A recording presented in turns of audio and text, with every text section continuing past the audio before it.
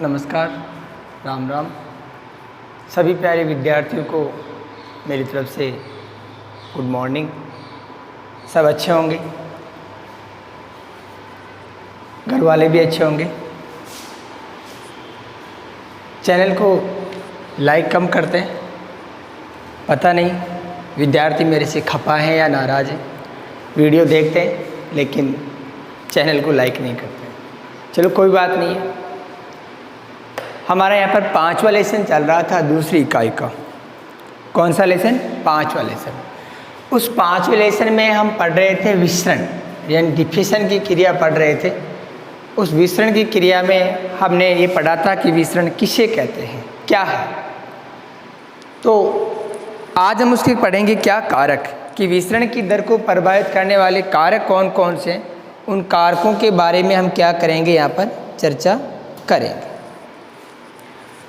तो विसरण की दर को प्रभावित करने वाले कारक हैं वो मुख्य 3 हैं। हम और भी बना सकते हैं ज़्यादा, लेकिन यहाँ पर हमारे पास कुल कितने कारक हैं? 3 कारक हैं। तो यहाँ पर हमारे पास पहला जो कारक आता है विसरण की क्रिया को प्रभावित करने वाला पहला कारक, वो क्या है? हमारे पास तापमान है। क्या है? तापमान। तो यहाँ पर लिख दो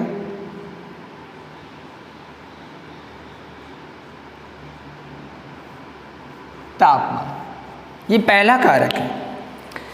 देखो सीधी सी बात यह है कि तापमान होता है वो लगभग सभी क्रियाओं को क्या करता है? प्रभावित करता है। जिस श्वसन की दर को प्रभावित कर सकता है, प्रकाश संश्लेषण क्रिया को प्रभावित कर सकता है, पादपों में जो वाष्पोत्सर्जन क्रिया है उन सब क्रियाओं को, जल के अवशोषण क्रिया है उसको सबको ये प्रभावित करता है। बीज के अंकुरण की क्षमता को प्रभावित करता है, ठीक है ना। ये सारी क्रियाएं कपड़ों के सूखने की प्रक्रिया होती है, इन सब के लिए क्या होता है? उत्तरदायी होता है।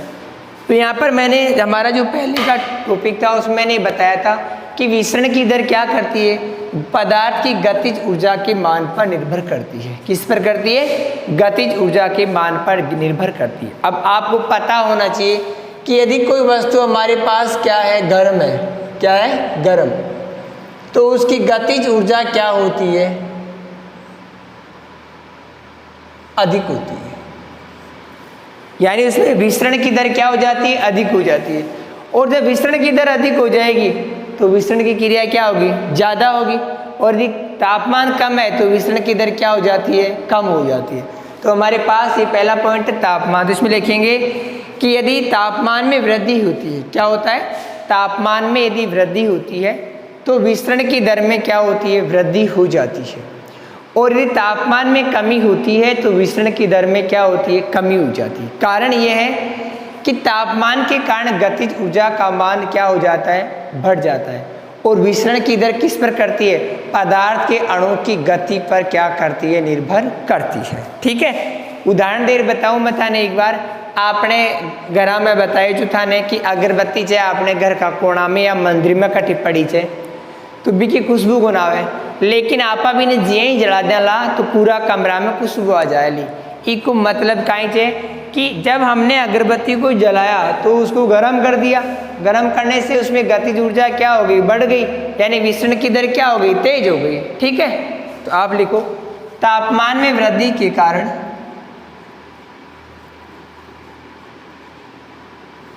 तापमान में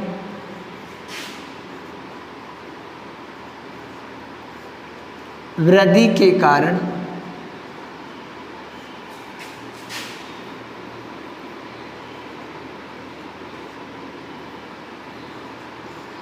विसरण की दर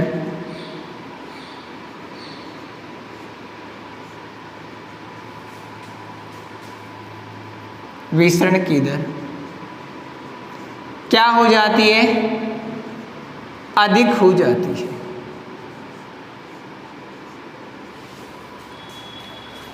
और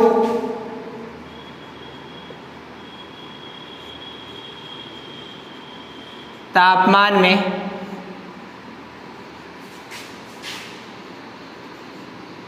कमी होती है तो क्या होता है? विसरण की दर क्या हो जाती है? कम हो जाती है। तो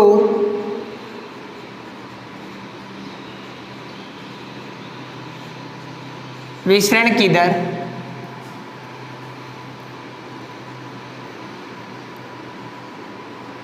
कम हो जाती है।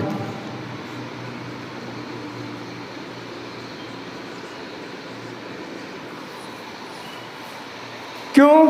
क्योंकि तापमान क्या करता है, विसरण के गति के अणु होते हैं उसमें क्या हो जाती है वृद्धि। तो आप लिखो अधिक तापमान के कारण, अधिक तापमान के कारण क्या होता है, पदार्थ के अणुओं की, पदार्थ के अणुओं की गति या गतिज ऊर्जा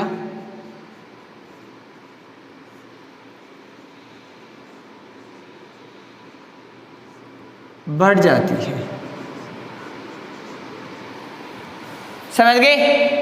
ये हमारे पास क्या था, पहला कारण था किसका, तो आपको याद रखना है कि तापमान में वृद्धि होगी तो क्या विसरण की दर बढ़ेगी, और ये तापमान में क्या होती है, कमी होती है, तो विसरण की दर भी क्या हो जाती है, घट जाती है। कारण क्या है, तापमान में वृद्धि के कारण पदार्थ के अणुओं की क्या गतिज ऊर्जा बढ़ जाती है। दूसरा हमारे पास इसका जो कारण है वो है कि जो पदार्थ है हमारे पास, यानी विसरित होने वाला पदार्थ है, उस विसरित होने वाले पदार्थ के घनत्व पर क्या करती है, निर्भर करती है। तो यहाँ पर लिखो विसरित होने वाले, विसरित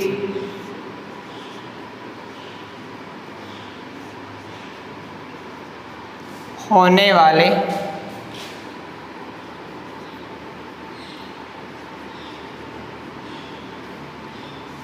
पदार्थ के घनत्व पर। समझ गए? हमारे पास जो विसरित होने वाला पदार्थ है उस पदार्थ के घनत्व पर क्या करता है, निर्भर करती है। ठीक है, तो यहाँ पर देखना, मैं बता दूं यहाँ पर क्या होता है। यहाँ पर हमारे पास R/1√D आएगा। इसका मतलब होता है कि विसरण की दर क्या होती है, विसरित होने वाला पदार्थ होता है, यानी विसरण की दर है वो विसरित होने वाले पदार्थ है कोई भी, उस पदार्थ के वर्गमूल के क्या होती है, व्युत्क्रमानुपाती होती है। क्या होती है, व्युत्क्रमानुपाती होती है। तो यहाँ पर लिखो, यहाँ से चालू करेंगे,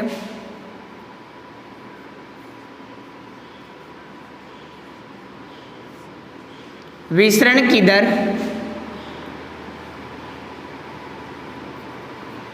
पदार्थ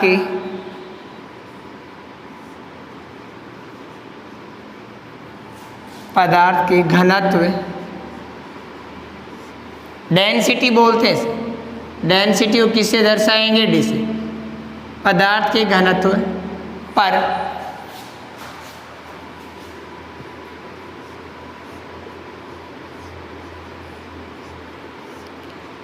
निर्भर करती है। अर्थात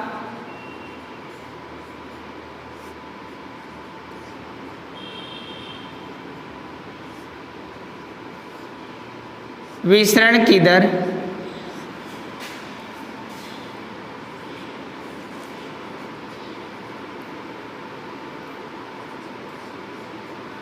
विसरित होने वाले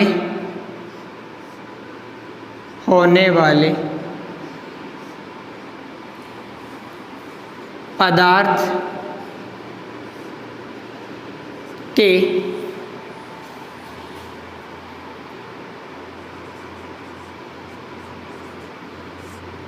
घनत्व के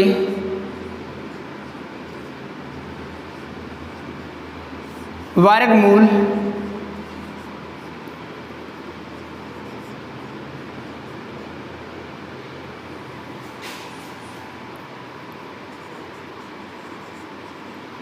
व्युत्क्रमानुपाती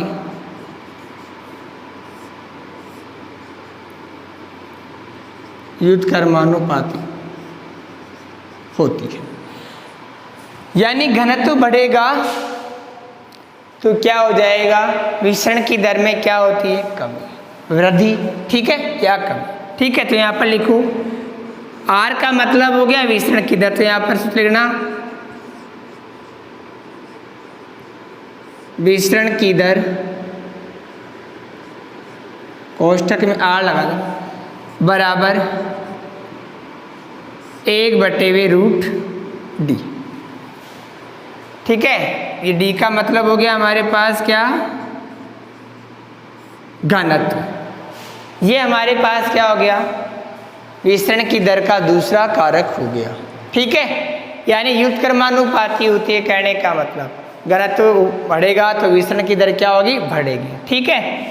तीसरा हमारे पास इसका जो कारण है वो है विसरण दाब प्रवणता। क्या है, विसरण दाब प्रवणता। तो यहाँ पर लिखूं नंबर 3 लगा के,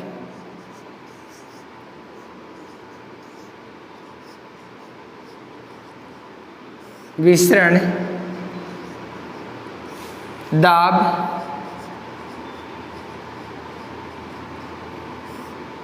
प्रवणता।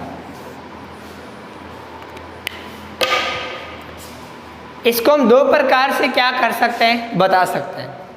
दाब शब्द आया यहाँ पर, दाब का मतलब है यदि हम किसी पदार्थ के ऊपर दाब डालते हैं तो क्या होता है, विसरण की दर उसमें क्या होती है, बढ़ जाती है। क्या होता है, बढ़ जाती है। जैसे हमारे पास कोई गुब्बारा है, क्या है, गुब्बारा है, गुब्बारे में हम हवा डालते हैं, उसके बारीक छिद्र होता है तो उससे क्या होता है, हवा कम निकलती है। लेकिन जैसे उसके ऊपर हम दाब डालते हैं तो गुब्बारे का छिद्र क्या होता है, बढ़ जाता है और उसमें विसरण या हवा निकलने की क्रिया है वो क्या हो जाती है, बढ़ जाती है। तो यहाँ पर सीधी सी बात यह है कि पदार्थ के अणु के ऊपर दाब लगता है तो विसरण की दर क्या हो जाती है, बढ़ जाती है, ठीक है। अर्थात पदार्थ क्या करते हैं, उच्च सांद्रता से निम्न सांद्रता की या अधिक दाब से कम दाब की ओर क्या होते हैं, प्रवाहित होते हैं, ठीक है। तो आप लिखो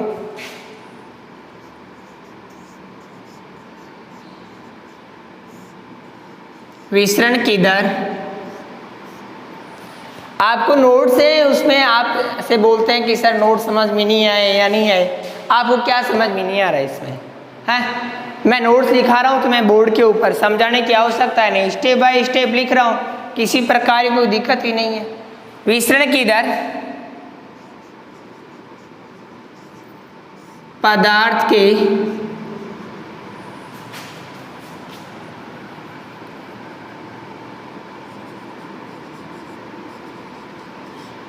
अणु पर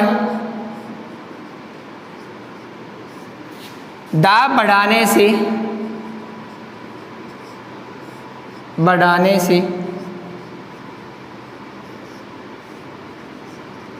बढ़ती है और घटाने पर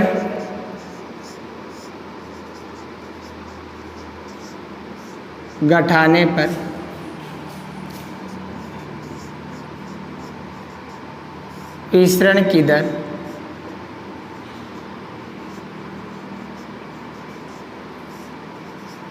घटती है। समझ गए? अर्थात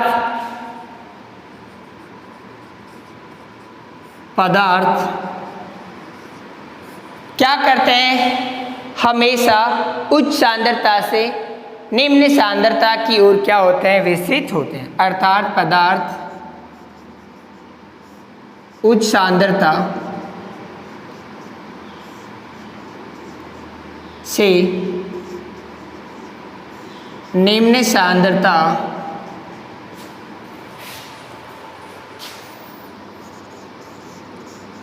की ओर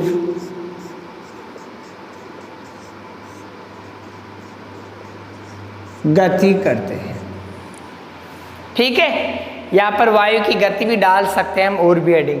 तो हमारे पास ये क्या थे, विसरण की क्रिया को प्रभावित करने वाले क्या थे, कारक थे। आप इनका स्क्रीनशॉट ले लो।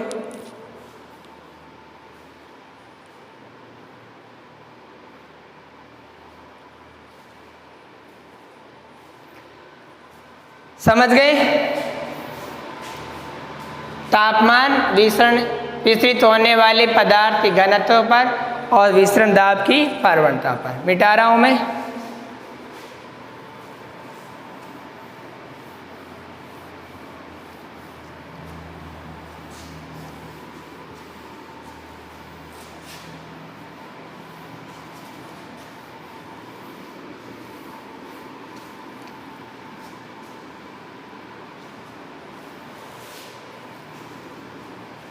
अगला हमारा जो पॉइंट आता है वो आता है विस्तरण की क्रिया का महत्व या विस्तरण का महत्व।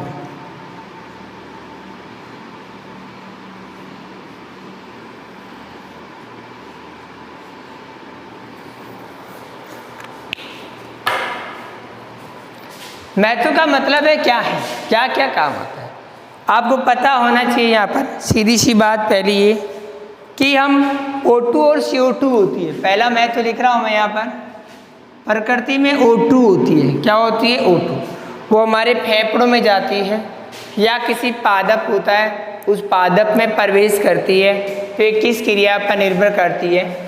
विस्तरण क्रिया पर। तो O2 का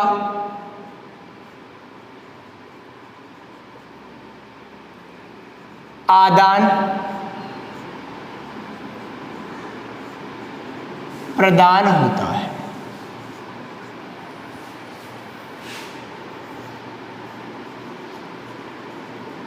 CO2 का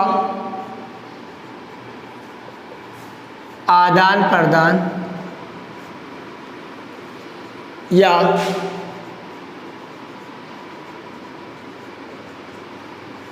वायुमंडल में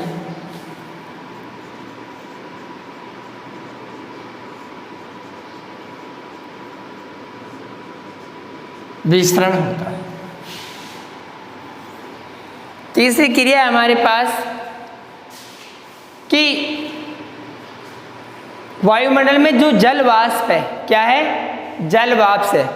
वो जल वाष्प होती है, वो विस्तरण की क्रिया के द्वारा ही क्या होती है? बाहर निकलती है या उत्सर्जन होती है। तो तीसरा लिखो आप, विस्तरण की क्रिया के कारण ही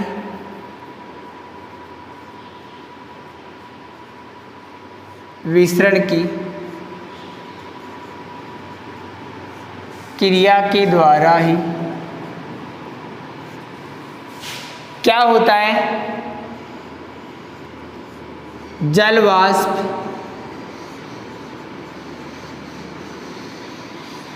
वातावरण में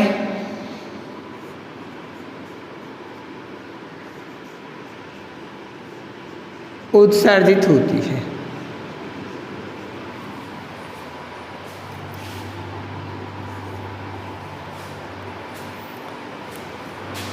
चौथा हमारा जो कारण है, इसका पांचवा का महत्व है, वो ये है कि पादप होते हैं। हमारे आगे पाठ आएगा जिसमें हम क्या पढ़ेंगे?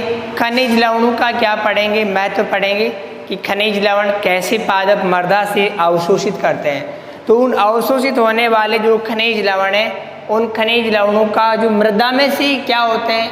विस्तृत होते हैं। तो उनके बारे में लिख दो। यहाँ पर लिखेंगे पादपों के द्वारा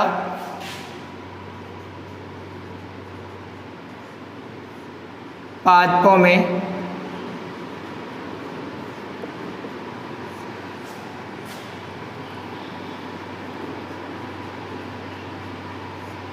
खनिज लवणों का अवशोषण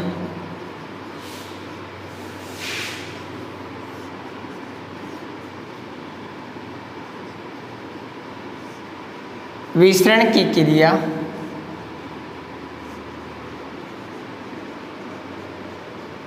के द्वारा होता है।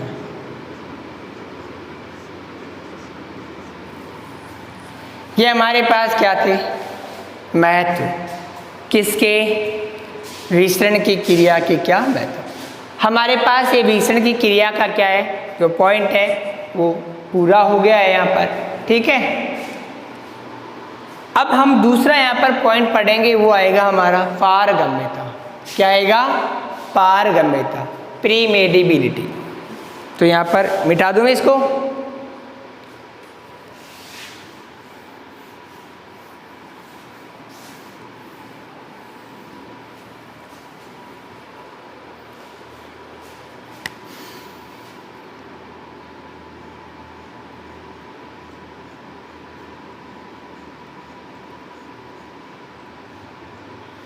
पारगम्यता।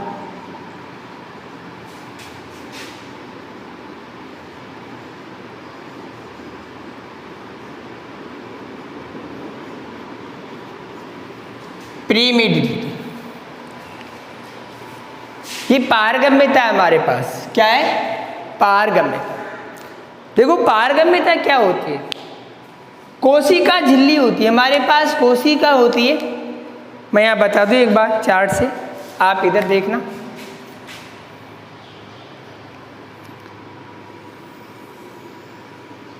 ये कोशिका है, ये इसका केंद्रक है।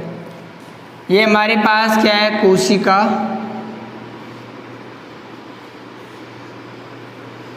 भित्ति है। क्या है? भित्ति। पादप कोशिका ये हमारे पास, ये क्या है? कोशिका भित्ति है। तो इस कोशिका के अंदर से कोई पदार्थ है वो बाहर निकलता है, बाहर का कोई पदार्थ है वो अंदर की ओर क्या करता है? आता है। तो ये कोशिका अपने अंदर से इन पदार्थों को लाने या ले जाने का या बाहर निकालने का या अंदर लेने का जो गुण होता है, उस गुण को हम क्या बोलते हैं? पारगम्यता बोलते हैं। क्या?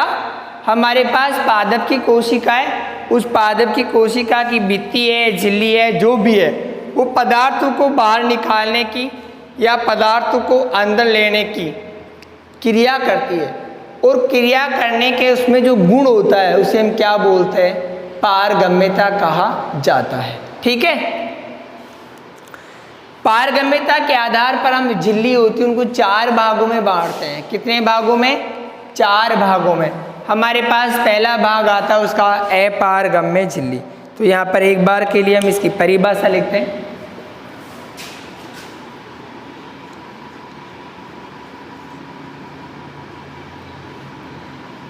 कोशिका के द्वारा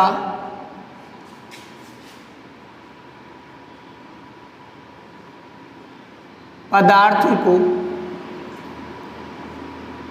या पदार्थ के अणु को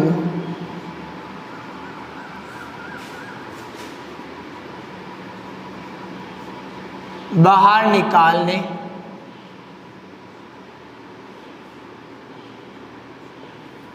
एवं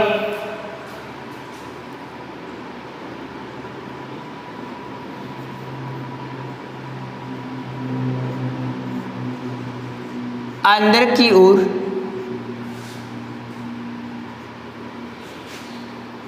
लेने की प्रक्रिया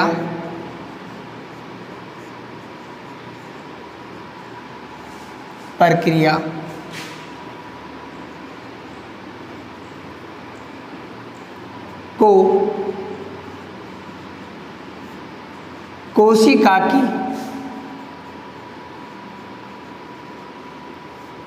पारगम्यता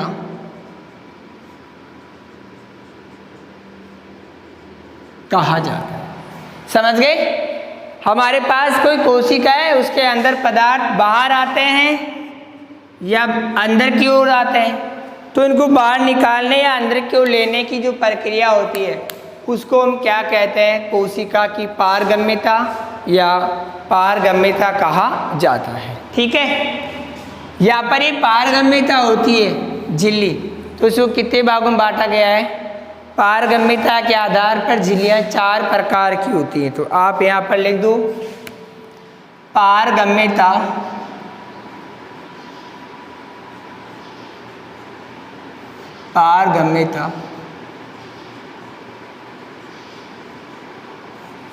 के आधार पर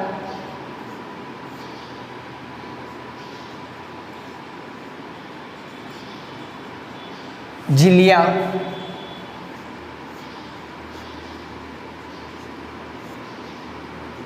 चार प्रकार की होती है। पहली हमारे पास पारगम्य झिल्ली।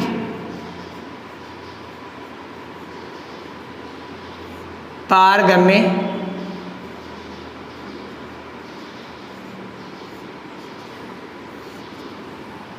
नाम से ही पता चलता है।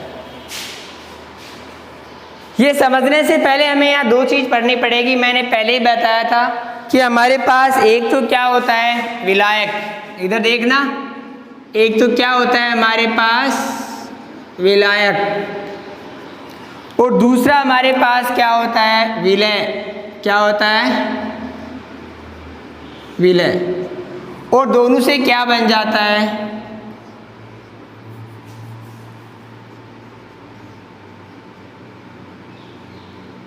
विलयन। समझ गए? विलायक प्लस विलय बराबर विलयन। अब हम क्या करते हैं, इधर देखना कि हमारे पास, या डायग्राम से बता रहा हूं मैं आपको, ध्यान से समझो आप। यहाँ पर ये हमारे पास कोई एक बीकर है। क्या है? बीकर। इस बीकर में हमने क्या कर रखा है, चीनी का क्या बना रखा है, घोल बना रखा है। क्या बना रखा है? चीनी का घोल। हमारे पास यहाँ परासरण की क्रिया को दर्शाने वाले हमारे पास प्रयोग आएगा।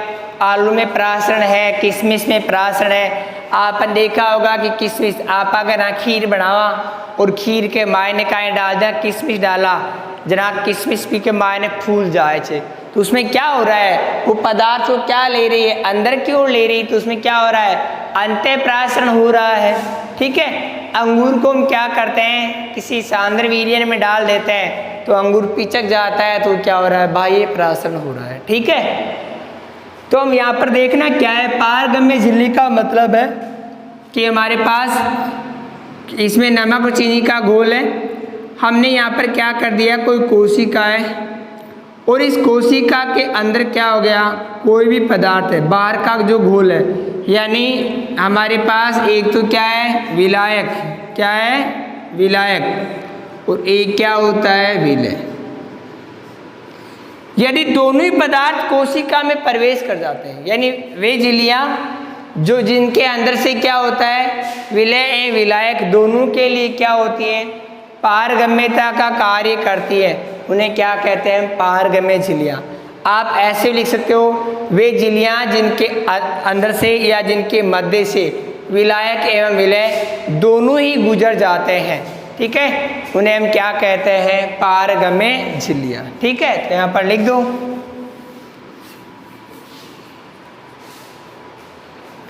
वे झिल्लियाँ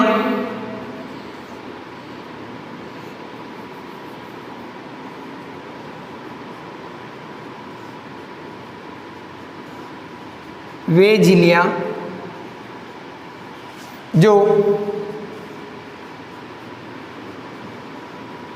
विलायक एवं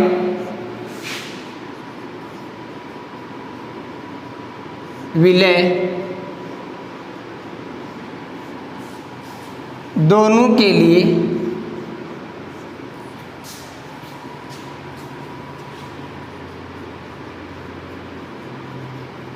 पारगम्य होती है। हम यहाँ पर ऐसे रटना नहीं है तुम्हें, हम ऐसे भी लिख सकते हैं, वे झिल्लियाँ जो विलायक हैं विलय दोनों को अपने अंदर से गुजार देती है, क्या कहलाती है, पारगम्य झिल्ली, दोनों के लिए पारगम्य होती है।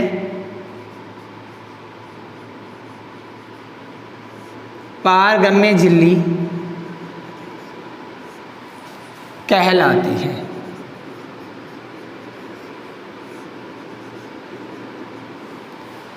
उदाहरण पूछे तुम्हें कि पारगम्य झिल्ली का उदाहरण बताओ आप लोग को, तो आपको बताना यहाँ पर कोशिका भित्ति क्या है, जैसे नाम लिखोगे तो क्या आ जाएगा, कोशिका भित्ति। ये इसका क्या हो गया है, उदाहरण हो गया। दूसरी हमारे पास जो इसकी झिल्ली है उसका नाम है, तुम खुद ही बताओगे यहाँ पर, अपारगम्य झिल्ली। क्या नाम है इसका, अपारगम्य झिल्ली। समझ गए होंगे।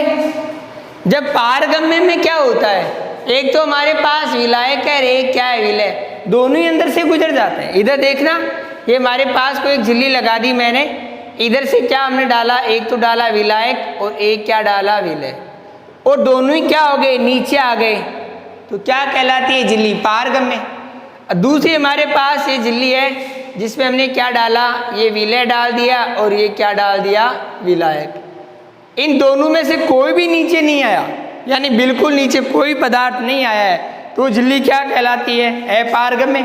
क्या कहलाती है, अपारगम्य। तो लिख दो इसमें, मैं क्या लिखाऊंगा आप खुद ही लिख दो। वे झिल्लियाँ जो विलायक हैं, विलय दोनों के लिए क्या होती है, अपारदर्शी या अपारगम्य होती है। क्या कहलाती है, अपारगम्य झिल्ली कहलाती है। लिख दोगे, उदाहरण लिख दो डायरेक्ट में यहाँ पर, इसके उदाहरण लिख दो जैसे लगा करके। जैसे क्या लिखोगे, एक तो आपने क्यूटिकल का नाम सुना होगा, जिसे क्या बोलते हैं, अधिचर्म। तो यहाँ पर इसका नाम लिखो अधिचर्म,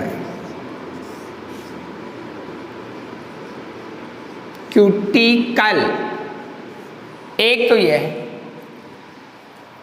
दूसरों ते पढ़ा वाला आप यहाँ पढ़ा कि कोशिका की खोज कुण करी, जना टाबरी बता देते कि रॉबर्ट हुक।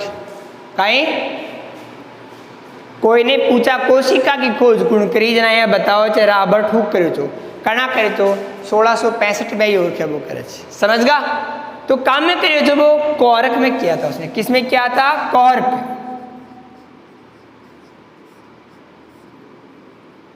ये कॉर्क होता है, ये भी क्या होता है, अपारगम्य। तो अपारगम्य झिल्ली के उदाहरण क्या हो गए हमारे पास, अधिचर्म कह देना, चाहे क्यूटिकल कह देना, और या दूसरा हमारे पास क्या है, कॉर्क। तो अपारगन काहे ची, दो झिल्लियाँ छी। एक झिल्ली बच गई चयनात्मक या वर्णात्मक झिल्ली है, और एक है हमारे पास क्या, अर्धपारगम्य। इनके बारे में हम पढ़ेंगे कल, क्योंकि हमारा वीडियो है तो आज के लिए इतना ही है, नहीं ज़्यादा बड़ा हो जाएगा। सभी विद्यार्थियों से मेरा निवेदन है कि आप चैनल को देखते हैं तो मेरी आपसे एक छोटी सी रिक्वेस्ट है कि चैनल को देखने से पहले आप क्या करते हैं, जल्दीबाजी में वीडियो तो देख लेते हैं लेकिन लाइक नहीं करते हैं, ठीक है। इसलिए मैं आपसे खपाऊँ तो सबसे पहले चैनल को खोलते ही क्या करोगे आप, पहले लाइक करोगे, फिर सब्सक्राइब करना है आपको, ठीक है। शेयर करो, तुम्हारी मर्जी है, नए नोट्स लिखने हैं, समझ गए। जय हिंद।